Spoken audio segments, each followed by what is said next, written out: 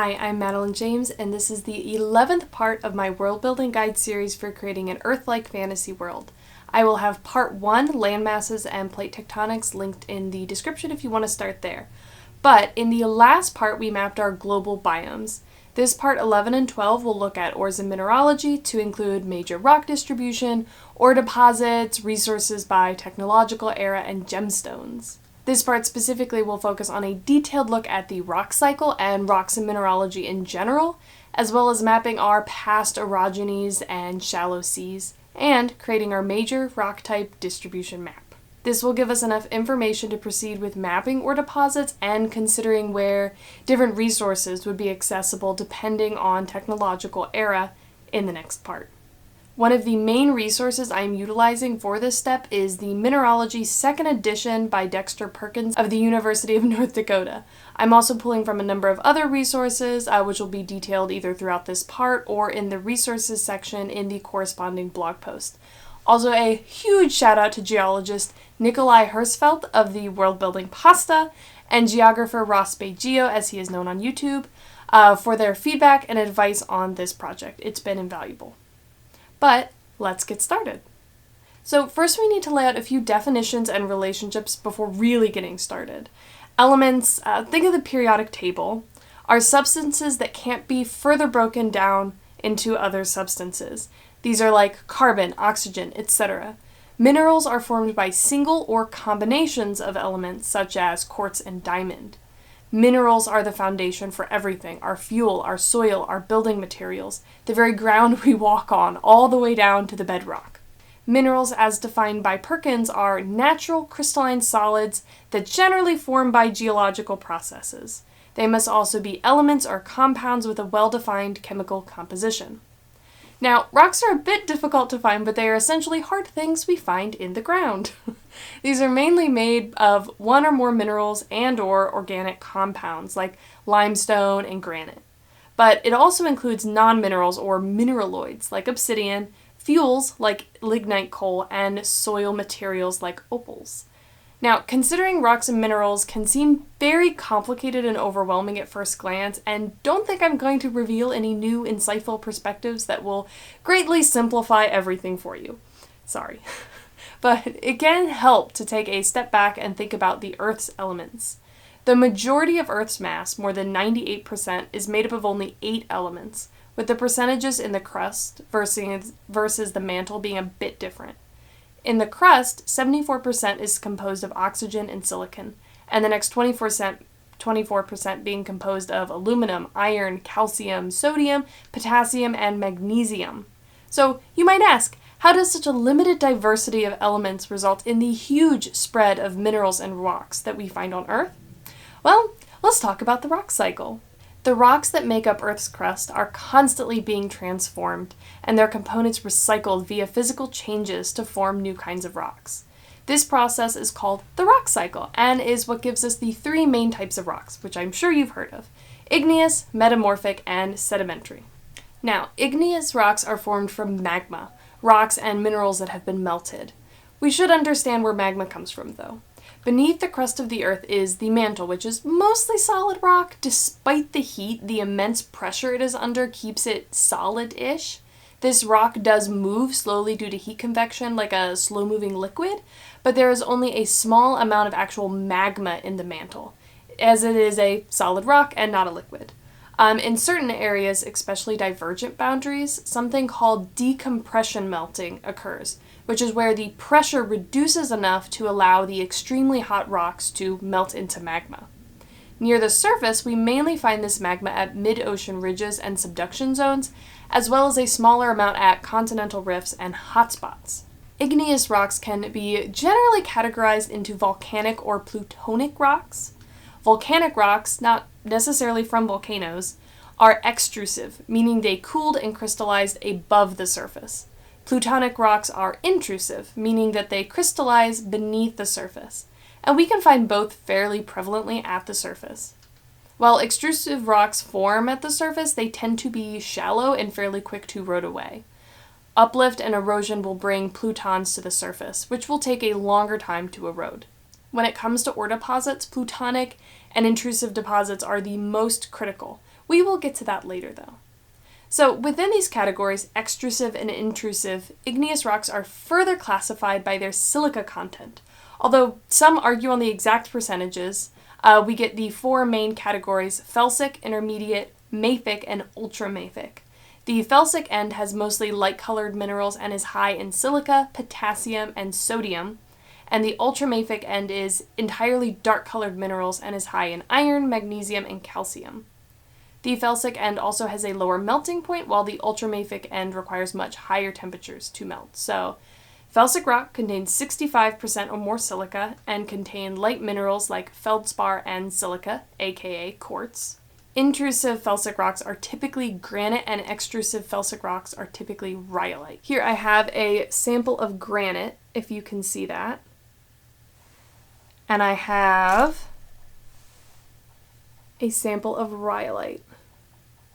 And just for fun, here's some obsidian, because it's pretty and shiny. Intermediate rocks contain 55 to 60% silica, and intrusive rocks are typically diorite, and the extrusive ones are typically andesite. I unfortunately don't have specific samples of these.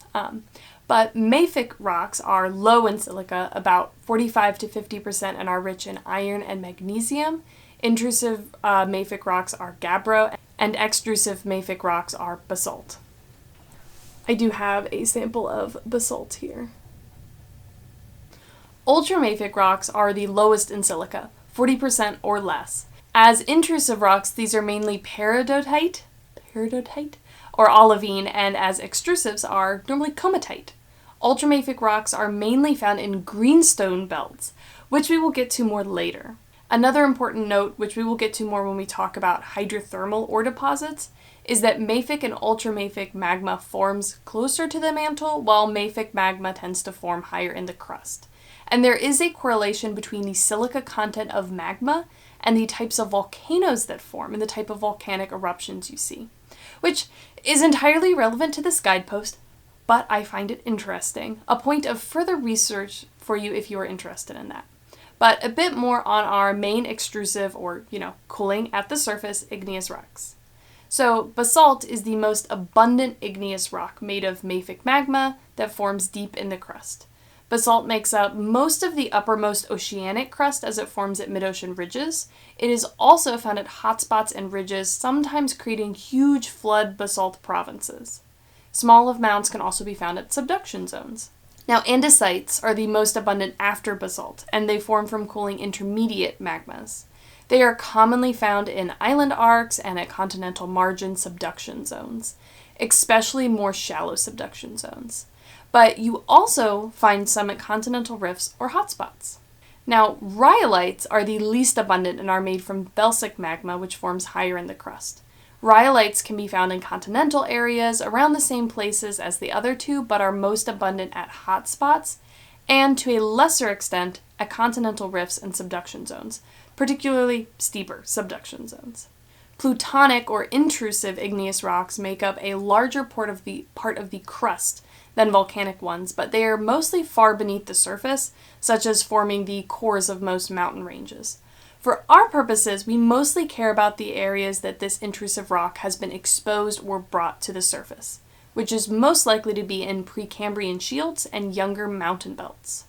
Large igneous provinces, or lips, are extremely large accumulations of both extrusive and intrusive igneous rock, larger than 100,000 square kilometers. These provinces are formed quickly, on a geologic scale, and are formed due to an intense amount of volcanic activity. Imagine a slow volcanic eruption spewing magma out of the earth for tens of thousands to 1 million years. They're kind of a big deal. And a lot of research is still ongoing regarding the effects these lips have, but the timing of the formations in the past of many lips coincides with mass extinction events and rapid climate change, which is cool. Lips are typically formed due to mantle plumes or divergent plate boundaries, but can also be caused by hotspots or plate ruptures. There are also, albeit very contentious, theories that hotspots, and thus lips, can be caused or at least expanded on by large meteorite collisions on the opposite side of the globe. So mainly if the meteor collides in the ocean. Here's a graphic that I drew to conceptualize how this could work. But you would likely need to have an extremely large collision to have this sort of effect, and it's still contentious. Lips are composed from a majority of mafic flood basalts, although many lips have differing amounts of andesitic and rhyolitic rocks as well. The lips that are primarily basaltic, sometimes referred to as basaltic provinces or flood basalt igneous provinces, will be the largest and most numerous. They are typically formed at hotspots and ridges and result in more mafic rocks, richer in magnesium and iron, and are frequently caused by huge volcanic eruptions occurring at the onset of a hotspot. Lips with more andesitic rock, sometimes called andesitic provinces, are typically found at subduction zones and island arcs. You typically find composite volcanoes here. Lips with more rhyolitic rocks, sometimes called rhyolitic provinces, are most likely at hotspots. In addition to extrusive rocks, lips also contain large amounts of intrusive sills and dikes and metamorphic contact areoles. Sills are flat sheets of intrusive igneous rock that form from pathways of magma seeping between the layers of other rock. Dikes are flat sheets of intrusive igneous rock that forms in vertical or near vertical cracks, and contact areoles are large areas of contact metamorphic rock due to the proximity to extremely hot magma or lava. And then our large igneous provinces are associated with a large number of important deposits, so mapping these will be quite important. Sedimentary rocks are created from pieces of eroded rocks or organic materials that are compacted down into new rocks. These pieces, or sediments, result from either mechanical or chemical weathering. Sedimentary rocks are grouped into subclasses based on the materials they are formed from, so clastic, organic, and chemical. And then these are further subdivided by the composition or grain size. Clastic sedimentary rocks, namely sandstone, which I have a sample of here, form from bits of other rocks or sediments and are typically derived from terrigenous, eroded from land sediments. Siliciclastic sedimentary rocks are the most abundant type of sedimentary rock and typically contain large amounts of silica. Mud rocks are siliciclastic rocks of silt or clay-sized particles and make up 80% of Earth's sedimentary rocks. Sandstones are siliciclastic rocks of sand-sized particles and make up 10 to 20% of sedimentary rocks. So then we have conglomerates or breccias, I think that's how you pronounce that, which have larger than sand-sized particles and are the least common. And I have a sample of a conglomerate here, which you can sort of see the grain size from there. Organic sedimentary rocks, like coal, form from biological materials such as shells and plants. And then we have chemical sedimentary rocks, such as limestone, flint, salt, which form from various chemical processes. And I do have some limestone here. Now, carbonates, namely limestone and dolostone, are the most abundant chemical sedimentary rocks and are formed due to an oversaturation of dissolved carbonates in the water, causing carbonates to precipitate out. Evaporites, like salt, form from dissolved minerals left behind by evaporation and are typically derived from marine sediments, so sediments that are eroded in marine environments. Clastic and organic sedimentary rocks are formed by the compacted results of mechanical weathering, such as by wind, water, or glaciers, which sees materials broken into smaller pieces. Chemical weathering, such as dissolution by water, although it is more complicated than that, but we aren't getting into the redox chemistry, can dissolve minerals at different rates, changing the composition of the organic material over time to eventually completely removing some minerals. Water can also cause reactions with the minerals, altering them. Once the water carries the sediment away and then evaporates, we are left with a precipitate? Something like that. While the remaining residual rock has a consolidated mineral content, mostly of those more resistant to chemical weathering. Many minerals also produce clays, such as mud rocks, when they are weathered. A quick example is we have a bit of shale, which is from clay or silt. And then we have sedimentary rocks, and sediments make up about 1% of the crust, but 80% of total continental areas. And this is because they are typically the top layer of the crust, with igneous and metamorphic rocks in the layers below, and thus are usually more recently formed than the other types when found at the surface. Sedimentary rocks are formed in depositional environments, which is places where sediments accumulate and are lithified over time as increasing layers compact those below. There are many types of depositional environments. Most carbonate sedimentary rocks, think limestone and dolostone, form on oceanic crust in marine depositional environments, but they also form on continental shelves and shallow seas over continental crust, which is where we get accessible carbonates at the surface. As we will mostly be mapping those on land, let's briefly touch on some of the terrestrial or land depositional environments and the most common rocks we find there. And please note that you can find a lot of variety and diverse mixes in all of these environments. It is not a one-to-one correlation, but the ones I have here are relatively small scale, but we can also consider larger scale terrestrial basins, which include foreland basins, either side of the mountains where crust has been depressed by weight of the mountains, rift basins, which are troughs created by rift faults, and intercontinental basins, which are in continental interiors, and these might be over old rifts. And then we have grabens, which are depressed crust typically formed between parallel faults or diverging plates. Now, sedimentary rocks include some common building materials as well as placer deposits, which are an important early source for ores, gemstones, and mining. We will go over ore deposits more in the next part, though. Metamorphic rocks are formed by immense amounts of heat, pressure, and/or chemically reactive fluids, and these form about 12% of Earth's continental areas. The different types of metamorphism include regional, which is the most common type of metamorphosis caused by mountain building processes that heat and squeeze the rocks, leading to large areas of distinct metamorphic rocks. And this typically happens in the Earth, so tectonics and erosion are required for them to be seen at the surface. These are found predominantly in eroded parts of mountain ranges and Precambrian shields, which is exposed roots of our ancient mountains. Then there is contact metamorphosis, which is caused by magma under or at the surface, which heats the shallow or surface rocks. And this includes contact areoles, a contact metamorphic zone commonly found around igneous rocks. And then we have hydrothermal metamorphosis, which is caused by heat from hot fluids around hot springs or geothermal areas. Then we have dynamic, a less common metamorphosis caused by rocks grinding together, typically found along faults. And then we have impact metamorphosis, which is caused by meteorite impacts. This creates very rare ultra-high pressure minerals. The type of metamorphic rock that forms will link back to the type of initial or parent rock and the grade of metamorphosis that occurs. Most metamorphic rocks are divided into metamorphic facies, depending on the amount of temperature and pressure that creates them.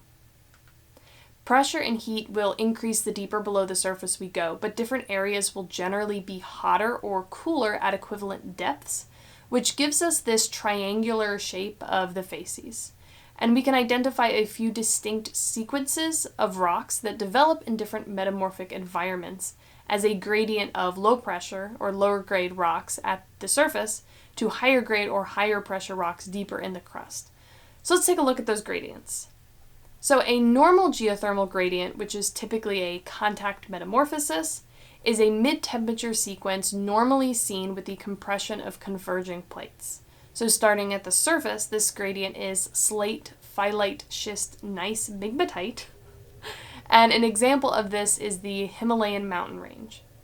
A subduction zone, aka a low geothermal gradient, is typically regional metamorphosis, and this is a lower temperature sequence caused because subducting oceanic crust tends to be much cooler and doesn't heat up as quickly. And this is mostly our continental volcanic arcs that form next to subduction zones and volcanic island arcs. So starting at the surface, this gradient is blue schist to eclogite? Blue schist to eclogite. Wow. But it is extremely rare to find these rocks near the surface because they are only found in rocks that are on their way to being subducted. For these to be at the surface, subduction must be halted, and other tectonic forces must then force the almost subducted crust to the surface.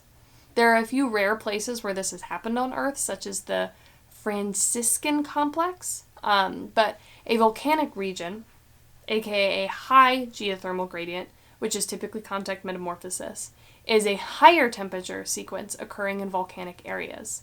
This sequence has more amphibolite rocks, and in extremely hot areas at the surface, we may find hornfels or even sanidinite. But consider this graphic that I made. As these ranges are weathered, the lowest grade rocks at the top will be removed first, and thus in newer ranges you will likely see more lower grade rocks at the surface, whereas with older, more eroded mountain ranges, you will be more likely to see higher grade rocks at the surface. And this can form ring-like metamorphic deposits when mountains are eroded, with the highest grade rocks at the center and progressively lower grade rocks in the outer layers, or rings. So further, metamorphic rocks are, at a high level, also classified as either foliated or non-foliated, where foliated rocks are formed by minerals that line up under pressure, while non-foliated ones do not. That's mostly a fun fact. It's not going to be relevant for what we're doing today. Alright, there is another type of predominantly igneous and metamorphic crust that is particularly interesting for our purposes. Archean Cratons. So the Archean eon occurred from 4 to 2.5 billion years ago and marks a period where the Earth was cooling to the point where the geological activity shifted enough to probably begin forming the very first continental plates and get us closer to plate tectonics, or at least modern plate tectonics. When we talk about the geological history of the Earth going back that far, things get theoretical very quickly. There are not a lot of remaining rocks from those early eons, so this is all somewhat conjecture. But while most of this initial crust has already been recycled, patches here and there still remain, and these bits of crust are called cratons. When cratons are exposed at the surface, these regions are called shields, and when there are cratons beneath sediments, we call them platforms. So within these old Archean cratons, yeah, I'm going to pronounce that back and forth a lot, I apologize, but and some slightly later Proterozoic cratons, we find a very interesting structure due to the tectonics of the Archean. So plate tectonics, as we have come to understand them, did not quite exist yet at the time.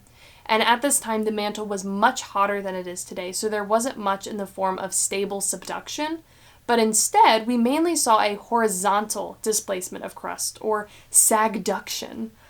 Within the remaining Archean cratons, we commonly see a dome and keel structure, which contains our gneiss belts and greenstone belts, which are these ovular patches of light-colored granite-like rock.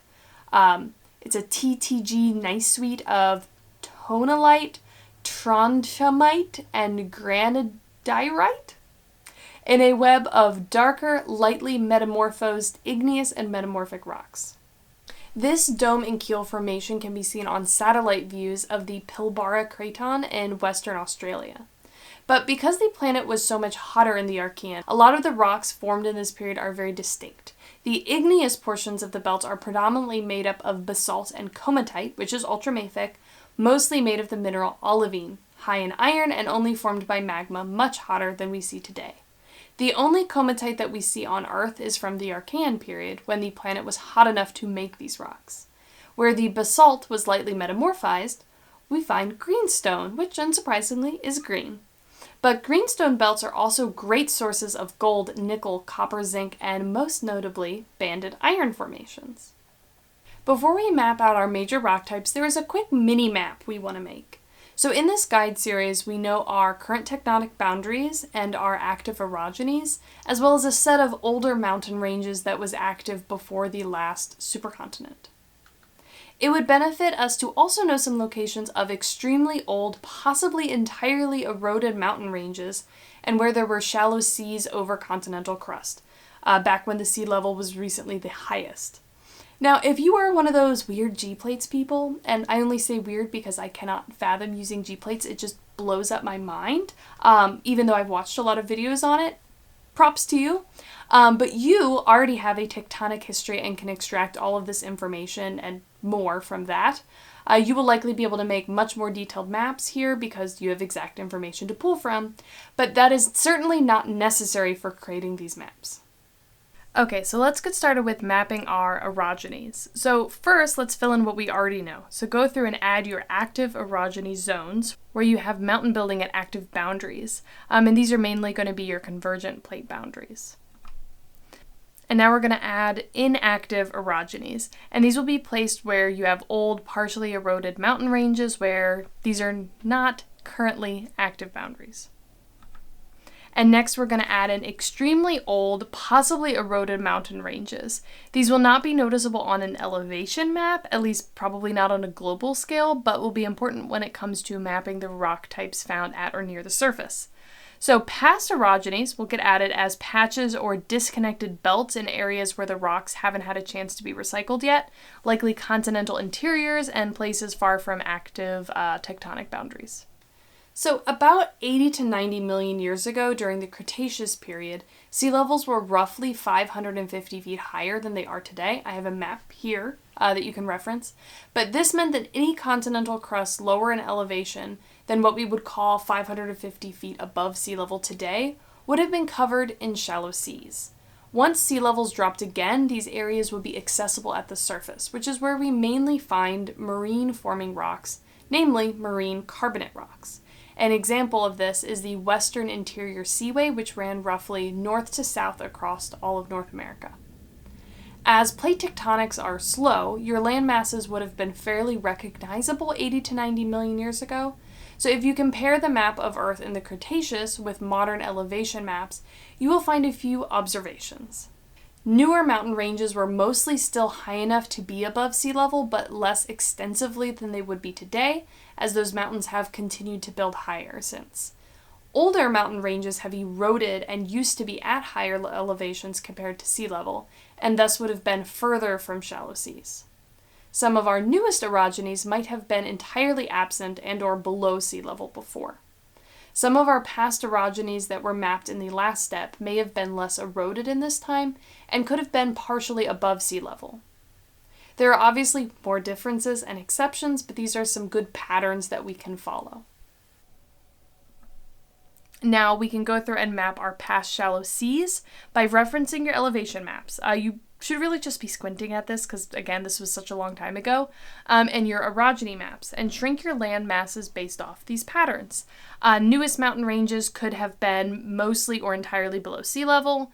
Newer mountain ranges would have been above sea level at their highest points, but not to the extent you'd expect today, so mark most of these areas as below sea level.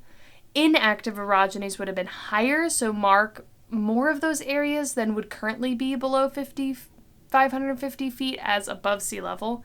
And then for past orogenies, while invisible today on our elevation map, may have been slightly above sea level in small areas before. So you can sort of see where I've mapped that here. So now, this map does not need to be perfect, it is merely to provide an easier reference point for the next map. And I do like to do this by marking in the areas that I want above sea level and then filling everything else in with shallow seas. So you can see those here. And the overlap where the shallow seas goes over the active orogenies is a bit weird looking, but that's what that is. So now, other coasts have a lot more wiggle room. If they are a ways off from a convergent boundary or near a transform one, they can have decently sized shelves, so have fun playing with the shapes. If you have any plates without continental land masses, you can add some underwater continents beneath sea level. But anywhere you have glacial archipelagos will all be on a continental shelf. And just note while doing this that you won't likely see multiple continental shelves on a single plate. So you can see here kind of the notes I took going back through the older steps, and I kind of just highlighted the relevant coast and filled out where I would have seen these. So other coasts have a lot more wiggle room. If they are a ways off from a convergent boundary or near a transform one, they can have decently sized shelves. But have fun playing with the shapes. If you have any plates without continental land masses, you can add some underwater continents beneath sea level, which I did end up doing. And anywhere you have glacial archipelagos, they will all be on a continental shelf. And just note while doing this that you won't likely see multiple continental shelves on a single plate. So here you can sort of see how I went through and looked at this. So then after analyzing my plate tectonics, I decided to take some liberties with my continental shelves. I kept my subduction coastlines nice and thin, but with some of my divergent coastlines, I decided to play with the shelves a little bit and extend them in a few places more than they likely would have been if I were being precise. I could go back and alter the shapes of my plates during the last supercontinent to account for these tweaks, but it just really isn't necessary. If you decide to do this too, just don't go crazy. Alright, so once you have all these shallow seas and continental shelves marked, everything else is either part of your past orogenies, so above sea level, or ocean crust. Wow. I marked in the mid-ocean ridges along the divergent boundaries in the shallower color as well, just for fun, just because. And you can see some of my little underwater continent that I have up there in the northern hemisphere. So, if you overlay your past shallow seas with the various orogenies, you get a map that looks sort of like this, which is mostly readable. Now that we have an overview of the rock cycle, the different types of rocks, and how and where they form, we can work on mapping our major rock types. So we will be making a rock distribution map based on comparisons of Earth rock maps from the Concord Consortium, cross-referenced with other research, including the Global Geological Provinces map. This map will represent the surface and near-surface layers of continental crust, what's accessible, and the majority of our land masses will be sediments and sedimentary rock, followed by a lesser amount of metamorphic rocks and an even smaller amount of igneous rocks. So now, Archean Cratons. So to map your Archean Cratons, you want to first consider where you would find Archean Cratons in your continental interiors, where the crust would have remained stable for billions of years, likely away from current and past orogenies that we have mapped. Only certain areas will find exposed or near-surface Archean Cratons. So go ahead and place some of these patches in your cratons, especially where ice sheets might have exposed them during previous glacial maximums. And if you have physiographic shield regions already mapped, these would likely be exposed Archean Cratons. So you can sort of see down here, I have shield regions here, here, and here, and maybe a little bit here. And you see clusters of these as well. And I also tried to mostly put these pretty far away from plate boundaries. They can obviously be going up to plate boundaries, but they obviously wouldn't really be crossing them. And depending on the type of boundary, they would have started to kind of been overtaken by other types of rock via the rock cycle. Okay, so let's map our large igneous provinces. So igneous rocks, at or near the surface, we are most likely to find igneous rocks at mid-ocean ridges and subduction zones, as well as a smaller amount at continental rifts and hotspots. These will mostly be extrusive deposits, but in these areas may also be some exposed or easily accessible intrusive or plutonic deposits as well. We also have to account for where these would have formed in the past, not reflecting current tectonic boundaries. So map your large igneous provinces, predominantly your flood basalts, and let's say 2/3, mostly an arbitrary percentage, but 2/3 of your lips will be at locations of past hotspots and ridges, and these will likely be in areas of our past orogenies. Most of these will be primarily basaltic, with a few having larger amounts of andesitic or rhyolitic rocks. And then you can map in the remaining third of your lips will be probably the largest, will have the most numerous lips, which are primarily basaltic, which will be at hotspots and ridges, and then we will mark some of those as andesitic and rhyolitic in the next step. So here you can see all of my little basaltic provinces down in here, over here, kind of all these little dark purple areas, especially over here. So then select a few of your lips to have larger amounts of andesitic rock, especially at subduction zones and island arcs. And that is that purpley color. And then select a couple of those lips to have larger amounts of rhyolitic rock, mostly near hotspots. And then your shallower subduction mountain ranges and your island arcs will tend to have more andesitic rock, and your older subduction mountain ranges will tend to have more rhyolitic rocks. So now going in and adding more basaltic igneous rocks. In your currently active and older non-active orogenies, add basaltic igneous rocks for our extrusive granitic igneous rocks, because we're not really differentiating here between extrusive and intrusive. Alright, so then now we want to account for some areas of igneous rocks that were formed much earlier. So add some patches of igneous rock in the areas of our past orogenies, and these will mostly be granitic, but can be other types as well. And by granitic, I mean basaltic.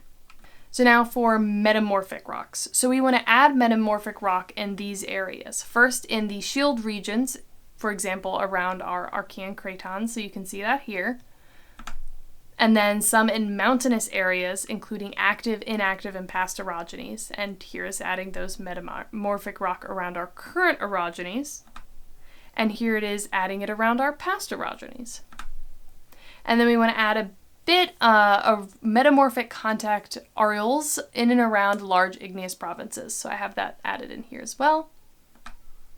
And now into sedimentary rocks. So the only sedimentary rocks we are going to map at this scale are clastic, namely sandstone, and carbonate chemical rocks, namely limestone.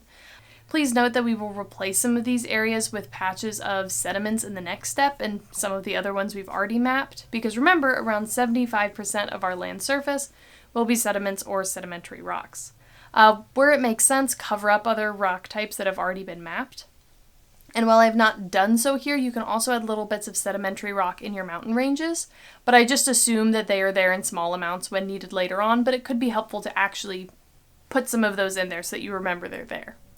So first, here we're looking at our carbonate sedimentary rocks. So first we're going to add some of that carbonate rocks bordering and sprinkled around our shield regions, especially lowland pockets and basins. And then we're going to add little bits of carbonate rock at continental-continental convergent zones, which is going to contain uplifted marine sedimentary rock. And then we're going to have areas of marine carbonate rock where there have been shallow seas over continental crust. Reference your past shallow seas map to do this. And you can see here I have that past shallow seas map layer underneath of it, just to have made this a little bit easier for me, and those are places where I added more carbonate rock. So now for clastic sedimentary rock. So we're going to add these rocks mainly around the lowest areas and elevations, and lowlands and basins around mountains. These will mostly border your land sediments, and then at continental convergence plateaus or fold belts and around mountains we'll add some there as well. So you can sort of see I've added those in a number of areas. So then next is sediments. And as we mentioned before, rocks are formed via the rock cycle, being recycled into new rocks over time.